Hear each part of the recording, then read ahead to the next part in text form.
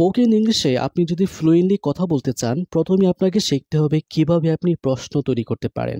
So আজকে আমরা খুবই গুরুত্বপূর্ণ একটা প্রশ্নবোধক বাক্যের প্যাটার্ন নিয়ে এসেছি। সেটি হচ্ছে when should I plus V one.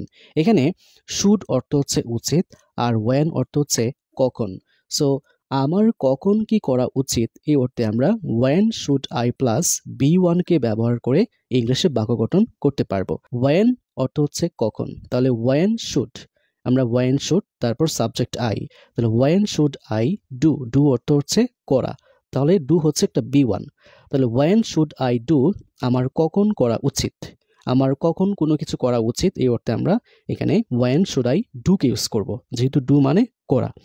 When should I go, আমার কখন যাওয়া উচিত। মনে করুন আপনাকে কেউ একজন বলছে যে তুমি ঢাকা যাও, তাহলে আপনি তাকে আবার পুনরায় প্রশ্ন করেছেন যে আমার কখন যাওয়া উচিত। এই যে এই প্রশ্নটা, আমার কখন যাওয়া উচিত, তাহলে আমরা ইংলিশে বলবো when should I go, when should I go, আমার কখন যাওয়া উচিত। ওয়েন শুড আই কাম, আমার কখন আসা উচিত। আপনাকে কেউ একজন বলছে যে তুমি এখানে আসো, তো আপনি তাকে আবার উল্টা প্রশ্ন করেছেন আমার কখন আসা উচিত। এই অর্থে আমরা ইংলিশে বলবো এটা ওয়েন শুড আই কাম, আমার কখন আসা উচিত। ওয়েন শুড আই ইট, আমার কখন খাওয়া উচিত। ওয়েন শুড আই রাইট, আমার কখন লেখা উচিত। আপনাকে কেউ একজন কোনো কিছু লেখার জন্য দিয়েছে, দেওয়ার পর আপনি তাকে আবার পুনরায় প্রশ্ন করেছেন যে আমার কখন লেখা উচিত। এই অর্থে আপনি ইংলিশে বলবেন when should I write, when should I write, আমার কখন লেখা উচিত। ওয়েন শুড আই কুক, আমার কখন রান্না করা উচিত। ওয়েন শুড আই গিভ, আমার কখন দেওয়া উচিত। মনে করুন আপনি কাউকে কোনো কিছু একটা দিয়েছেন, উপহার দিয়েছেন, দিয়ে বলছেন যে তুমি এটা তাকে দিয়ে দিও। তখন যাকে আপনি দিয়েছেন সে আবার আপনাকে প্রশ্ন করেছে যে তুমি তো আমাকে উপহারটা দিয়েছো তাকে দেওয়ার জন্য, তো আমার কখন দেওয়া উচিত। এই অর্থে আপনি এটাকে ইংলিশে বলতে পারেন ওয়েন শুড আই গিভ, আমার কখন দেওয়া উচিত, যেহেতু গিভ অর্থ হচ্ছে দেওয়া। ওয়েন শুড আই ওয়ার্ক, আমার কখন কাজ করা উচিত। কোনো একটা কাজ আপনি করার সিদ্ধান্ত নিয়েছেন, তো এখন বুঝতে পারছেন না যে আপনি কাজটা কখন করবেন। তো এটা যদি আপনি জিজ্ঞেস করতে চান যে আমার কখন কাজ করা উচিত, সেক্ষেত্রে বলবেন ওয়েন শুড আই ওয়ার্ক, আমার কখন কাজ করা উচিত।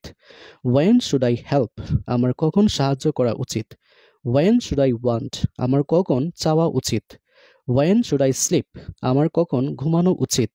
ওয়েন শুড আই ওয়াক, আমার কখন হাঁটা উচিত। ওয়েন শুড আই ক্লিন, আমার কখন পরিষ্কার করা উচিত। মনে করুন আপনার একটা রুম খুবই অপরিষ্কার আছে, সো কাউকে বলছেন যে রুমটা পরিষ্কার করার জন্য। সো যাকে বলছেন সে আপনাকে প্রশ্ন করেছে আমার কখন পরিষ্কার করা উচিত। এই অর্থে ইংলিশে হবে এটা ওয়েন শুড আই ক্লিন, আমার কখন পরিষ্কার করা উচিত। ওয়েন শুড আই সেল, আমার কখন বিক্রি করা উচিত। ওয়েন শুড আই মিট, আমার কখন দেখা করা উচিত।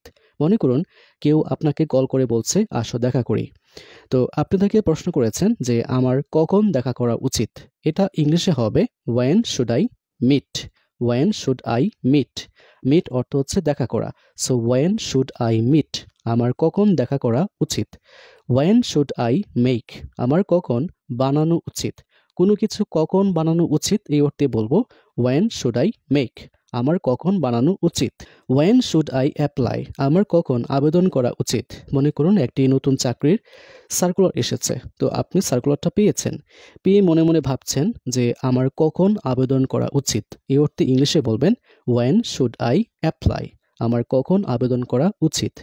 ওয়েন শুড আই কল, আমার কখন ঢাকা উচিত। ওয়েন শুড আই কমপ্লেইন, আমার কখন অভিযোগ করা উচিত।